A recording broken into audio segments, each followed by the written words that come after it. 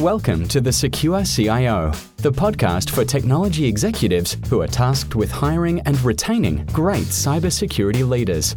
Join best-selling author Claire Pales together with industry thought leaders as they answer your questions about sourcing the right leaders, building cybersecurity teams, candidate selection, salaries, skills, and more. Hello, I'm Claire Pales and welcome to the Secure CIO podcast. Today's guest is Michelle Price. Michelle has extensive experience in the cybersecurity space. Before joining Aust Cyber, she was the first senior advisor for cybersecurity at the National Security College within the Australian National University. In this role, she established an integrated approach to the college's cybersecurity program across executive and postgraduate education and policy engagement. Before joining ANU, Michelle was instrumental in some of the Australian government's most important cybersecurity initiatives, including the delivery of the Australian government's 2015 Cybersecurity Review and Cybersecurity Strategy, and the National Security Strategic Risk Framework, the first of its kind in the world, and coordinated national security budget. Prior to PM&C, Michelle worked in several strategic and risk roles across government, having come to the public sector from the food safety segment of Australia's food manufacturing sector. Michelle Price, thank you so much for joining me. Thanks for having me, Claire. So, Michelle, tell me what's led you to be the CEO of Aust Cyber from the food manufacturing background? Yeah, great question. I do get asked this a reasonable amount, actually. So, dealing with risk and managing risk in food safety is actually quite akin to managing risk in cybersecurity. The way that viruses and bacteria work in the body is actually quite similar to the behaviour of malicious software on our networks and systems globally. It's really interesting how similar they actually are. And so when I moved out of the private sector into government and got picked up very, very quickly to engage in risk and then quite quickly into national security risk, I guess it was only a matter of time based on my background, a little bit of a square peg in a round hole in government that I would get asked to move into cyber at a time when cybersecurity was just really starting to come into the sort of consciousness of a lot of the world's leaders through forums like the G20 and the East Asia Summit and a lot of the sort of UN forums like the UN National Security Council and things like that. So it was an interesting time to get into cyber, but haven't looked back. And a lot of the work that you've done over your career has been leading big departments, I suppose. What are some of the challenges that you experienced hiring staff into cyber and risk and governance type roles throughout your career? Yeah, it's really interesting actually coming out of the private sector into government, obviously learning new ropes. The private sector and the public sector share a lot, but also there are very, very stark differences between the ways of working across the sort of two segments of the Australian economy.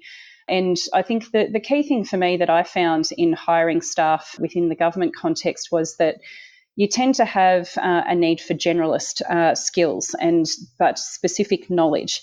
And that for me meant that 9 times out of 10, I was actually hiring for attitude, looking for people that had the right kind of can-do approach to getting things done. And in particular at the Prime Minister's Department where, literally the buck stops with you. There's no one else left in the country that can do it for you. You can't just kind of leave it for tomorrow and get in the car and go home and see the family. If something's going on, you've got to respond.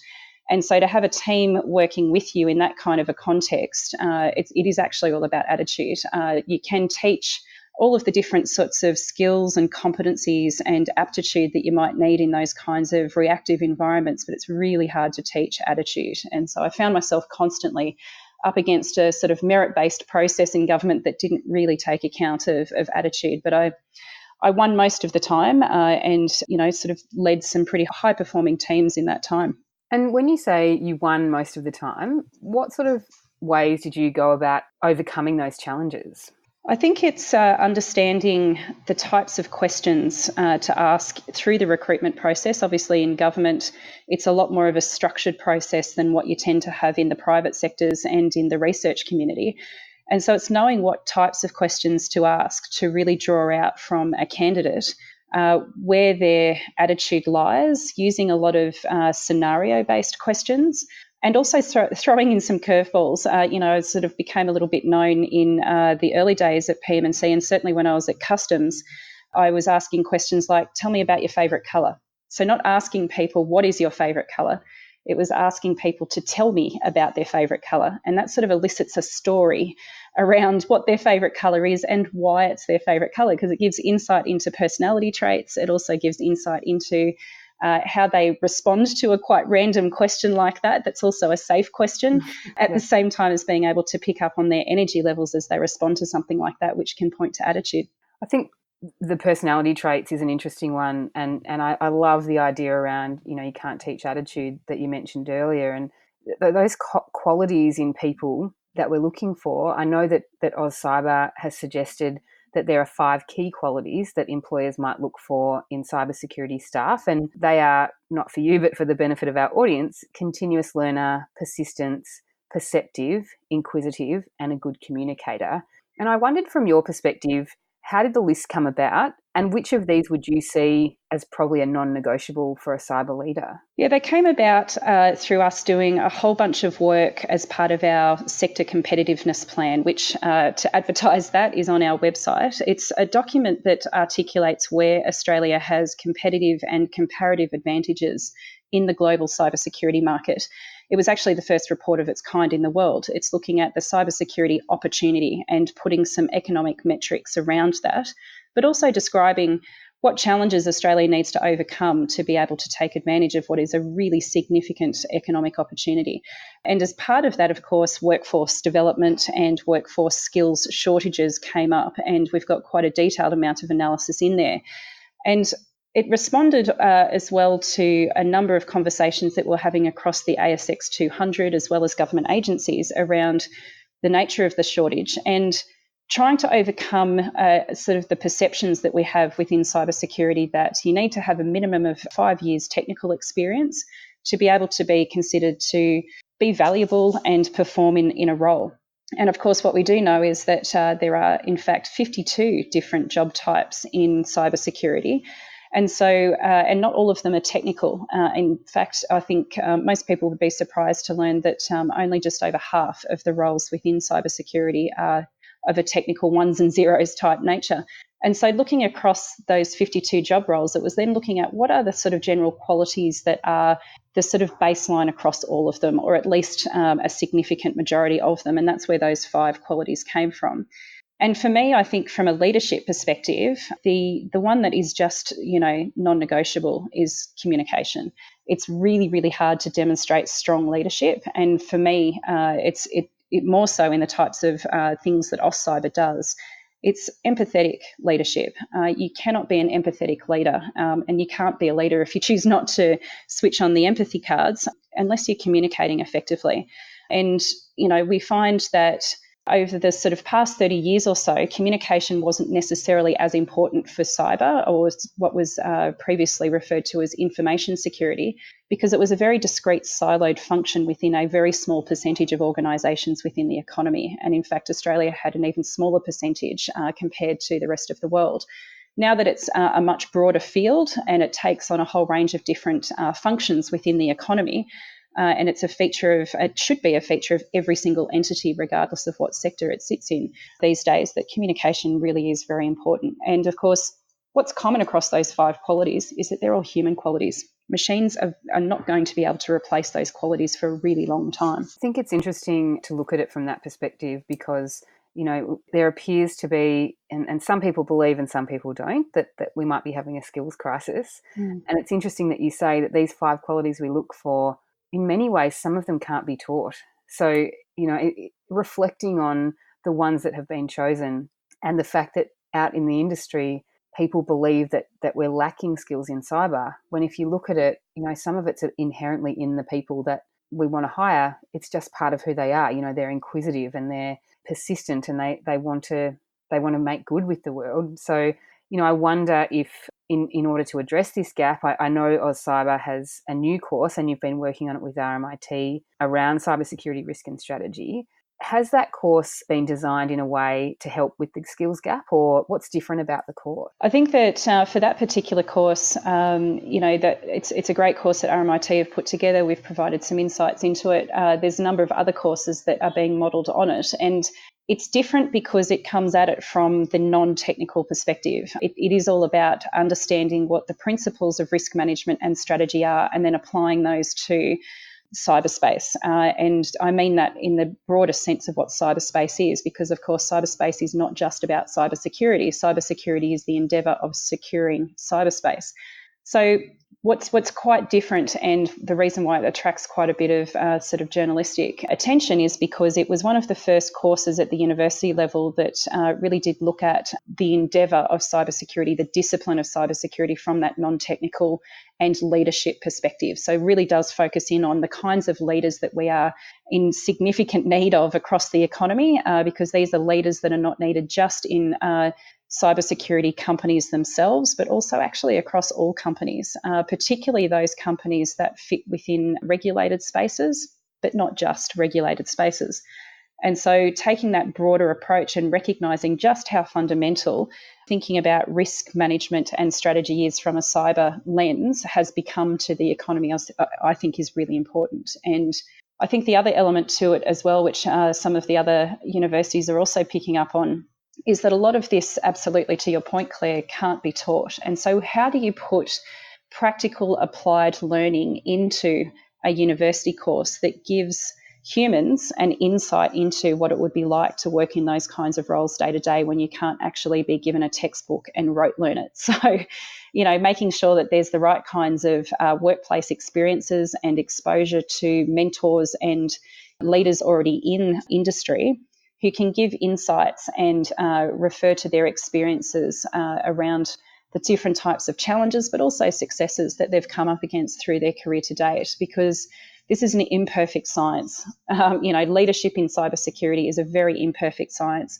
One of the things I think that in the race for AI and machine learning and robotics and all of those things have a tendency to put to one side is the fact that, the machines cannot replace intuition, nor can they replace the sense of integrity that we need to bring to leadership. And of course, all of these things are wrapped up, as you say, into that sense of being a human, but, they're actually about attitude at the end of the day. It's the attitude that we have around how much we care about something. And, all of those different qualities and characteristics that make us different to the machines, we really need that in cybersecurity, because it is that ability of a human to analyse patterns from many, many different angles through the lens of emotion that machines can't do. I think some of the components you were just talking about makes me think about the fact that we're quite reflective and retrospective and reactive when it comes to educating and upskilling and even recruiting around cyber. It's really we recognise a need, and then we look for people who have that skill set. And the concern, I guess, is that, no one has a crystal ball. So what do you think the IT and security teams of tomorrow need? Like, how do we prepare for the demands on the future cyber workforce? When up until now, it's actually been very difficult for us to predict the skills and the know-how that we're going to need. Yeah, I think that it's really playing into the types of job roles that the younger generations are actually looking for, and that's quite dynamic, diverse and unpredictable circumstances. I mean, that is cyberspace down to the last letter. So I think that the teams that we need to be building now to develop experience in so that they mature as teams are ones that are made up of very, very diverse different disciplines.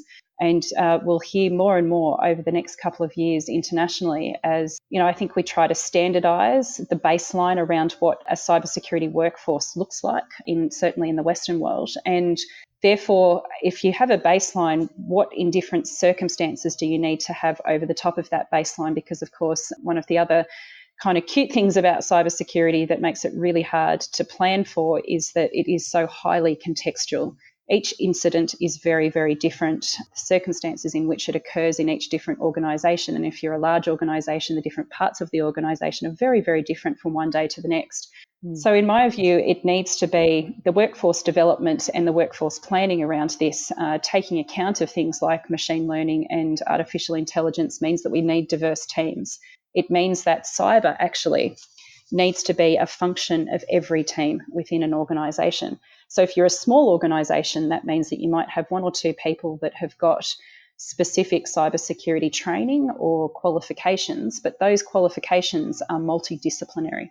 And one of the most high-performing team leads in cybersecurity within the private sector that I know today has a PhD in music. didn't go anywhere near the ones and zeros when they were going through school, was reasonably good at maths and had a liking for science, but actually has a PhD in music.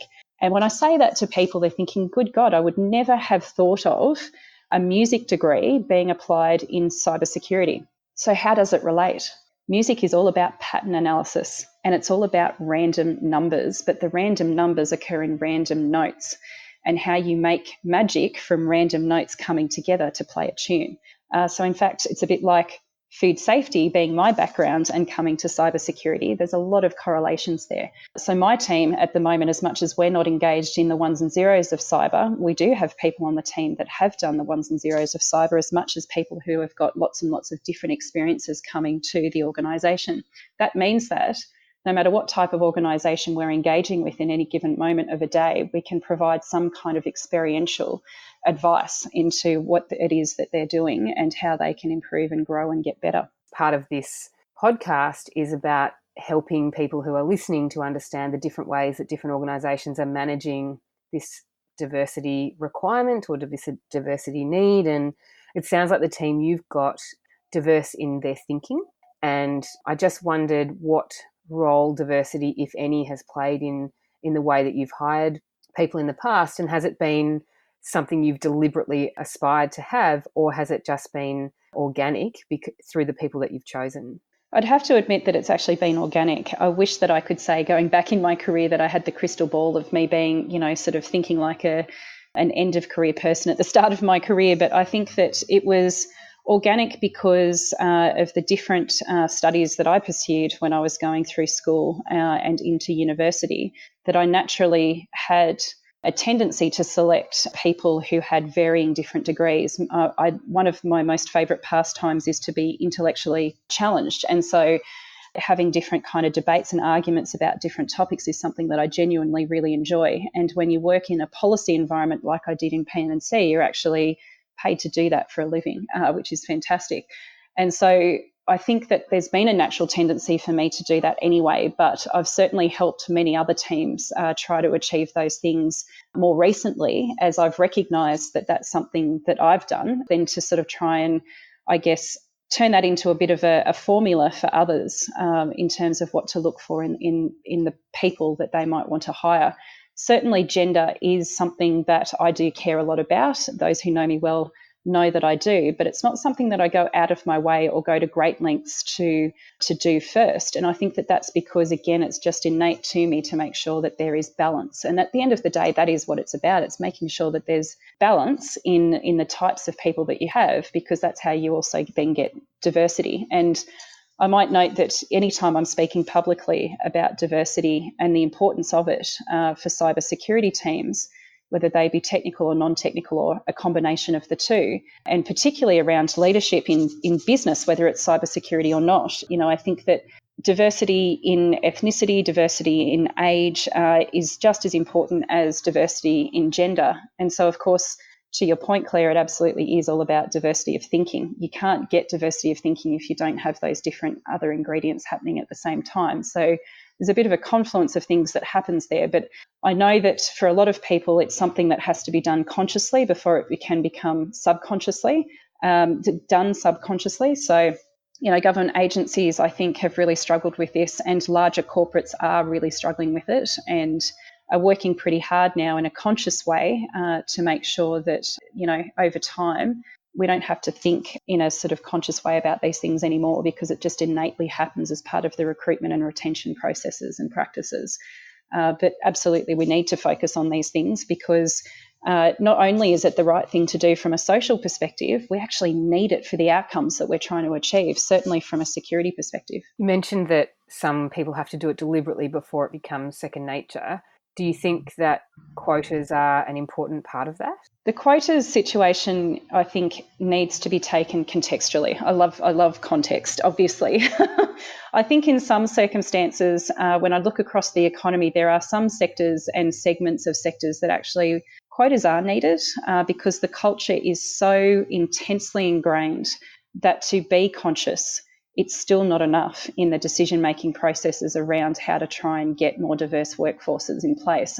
I know that there's a lot of work being done on this right now, but one of the sectors that comes to mind straight away is the building and constructing sector. Mining's another good one where there's been a lot of work done over the past 5 years to be more deliberate about these things.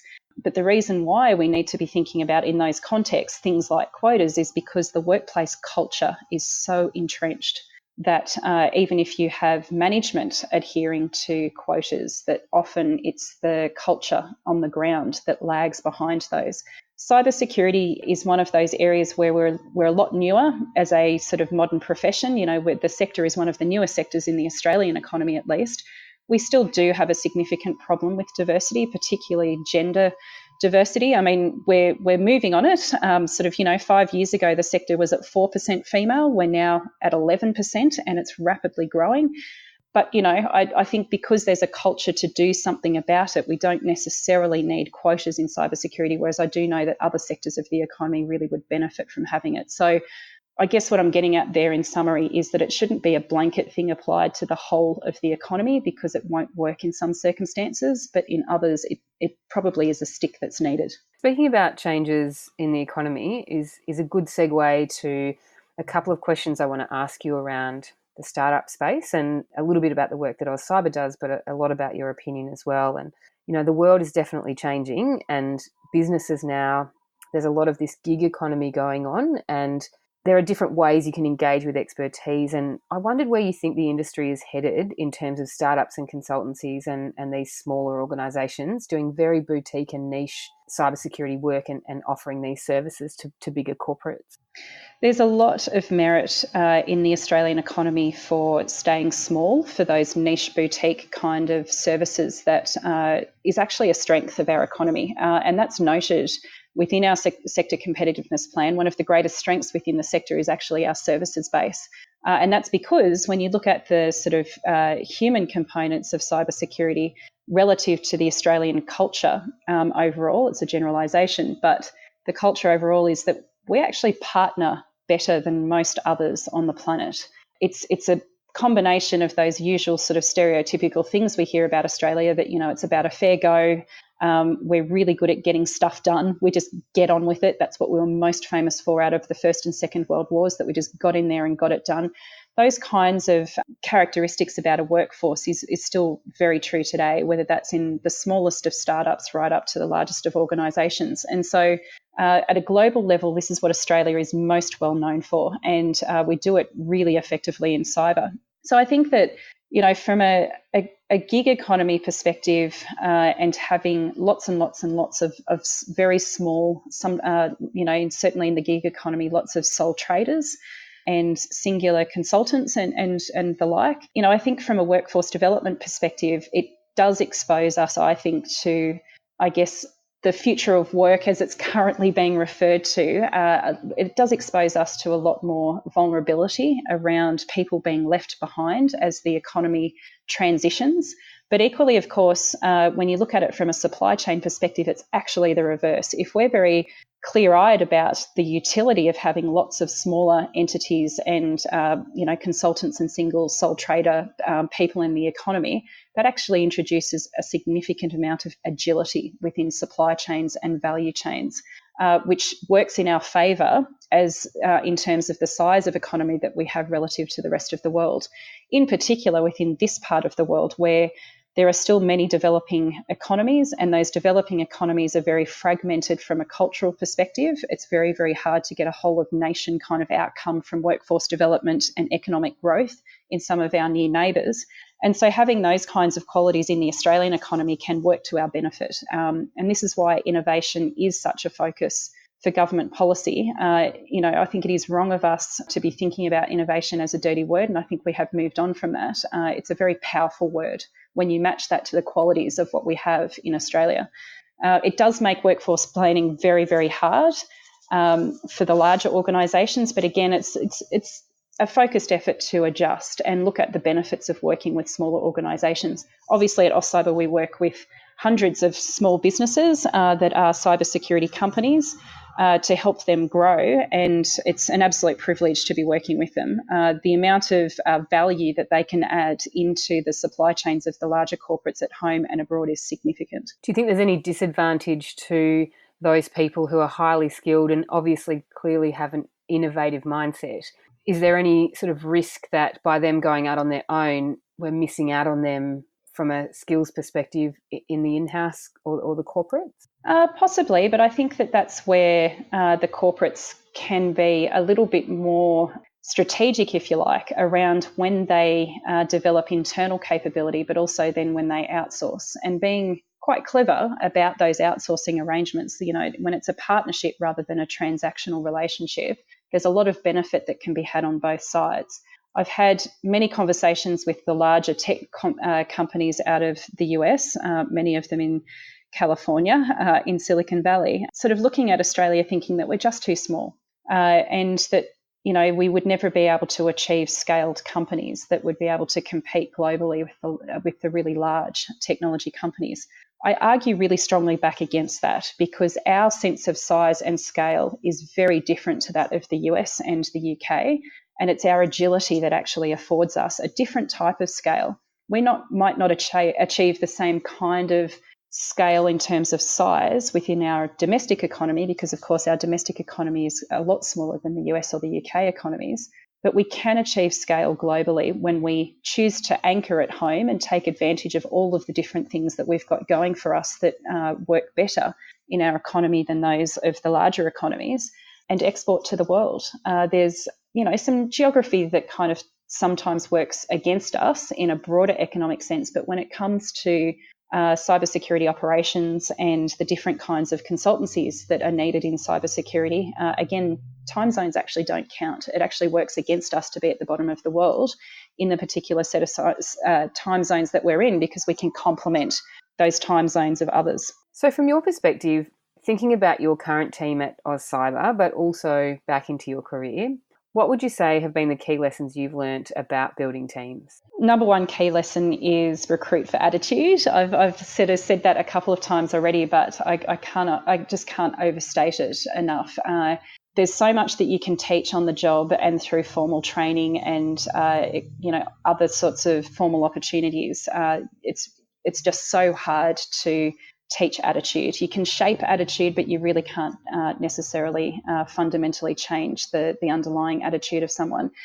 So making sure that there's attitude alignment, but also elements of someone's attitude that positively challenges you and others in the team that might already exist within the team is certainly a really big thing for me. I think that one of the other key things when I look at now and reaching back into the career that I would say I've observed of myself in terms of the recruitment practices has been around potential.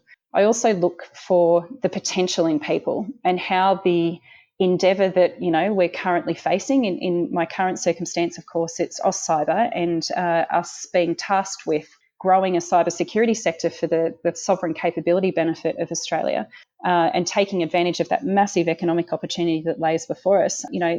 Seeking out people who have great potential to be able to leverage the work that we do to realise their best. And, that sort of phrase that we're hearing more and more, to be able to bring their best selves to work every day, but also be able to take that back home with them as well. That's something that really inspires me. And I know that inspires many others within the team that I have now. And I think the other thing too is to be thinking about the ways in which the different composition of teams can help you grow as a leader, and be looking for how that sort of implied mentorship happens within the workplace. I constantly overanalyze myself around the kinds of behaviours that I'm exerting within the workplace and how that's role modelling to the leaders of tomorrow that I have the privilege of being the leader for today. And that's not just within Aust Cyber. The work that we do exposes us to students and teachers and parents and mentors and coaches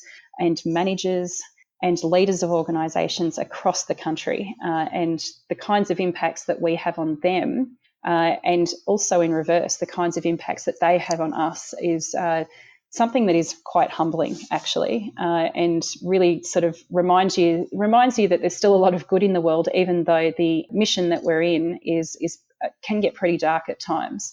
And the work can seem never-ending, of course, because cybersecurity is a never-ending endeavour. There is no silver bullet for us in this endeavour. So, yeah, that's sort of, I guess, coming back to a point that I made earlier about empathetic leadership. It's something that you can't just kind of achieve and then put on the shelf. I think it's something that we have to work on all the time and kind of be proud that that's a feature of how modern leadership works. It is expected of us, of the younger generations.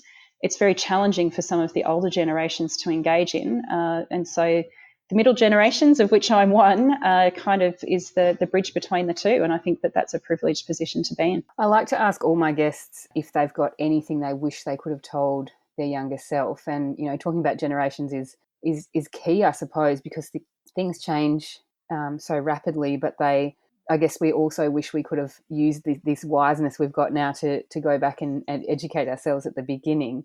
Is there anything you wish you had have known back then that you know now that maybe would have made the journey different? Goodness. I think that if I had my time over again, I would have jumped in a lot sooner. I was so much more conservative in my thinking and my job choices when I was a lot younger than what I am now.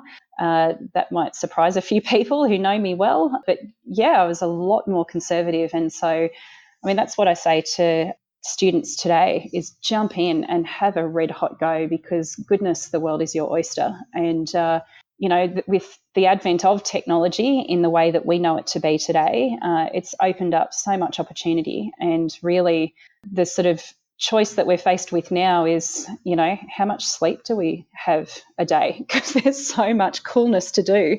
So, yeah, for me, I would have jumped in a lot sooner if I'd gone back. The rest of it I wouldn't change very much of, actually. I've been both reactive and proactive in the choices that I've made in every single job that I've had, and really thoroughly enjoyed just about every job that I've had. I've learned so much from each of them, and that helps me to do the job that I've got today, and who knows what tomorrow holds. I'm known to be actually someone said to me the other day, do you know that you're known to be the CEO of Cyber Passion? I'm not sure what that means, but I do know that I get accused of being passionate all the time, and I'm damn proud of it. So I wish that I could have been a bit more passionate a bit earlier, I suppose. And Michelle, where can people find or hear more of your passion? Where can people track you down online and also learn more about Aust Cyber? Aust Cyber is all over the place, all over the socials, and obviously we've got a website that's packed with huge amounts of information, so austcyber.com. You can find me usually on Twitter. I favour Twitter more than LinkedIn. I occasionally do a post on LinkedIn, but usually on Twitter as I'm jumping in between things, and while I'm up on stage, I'm known to tweet there as well, which is at MICH117775. And you can also find through my followers all of my stuff as well. Fantastic. Thank you so much for your time today. I know you're a very busy woman. I really appreciate the time you've taken and the advice that you've given. I think it's brilliant. So thanks again, Michelle Price. Thank you, Claire. It's been great. That's all we have time for today. Thanks so much for listening.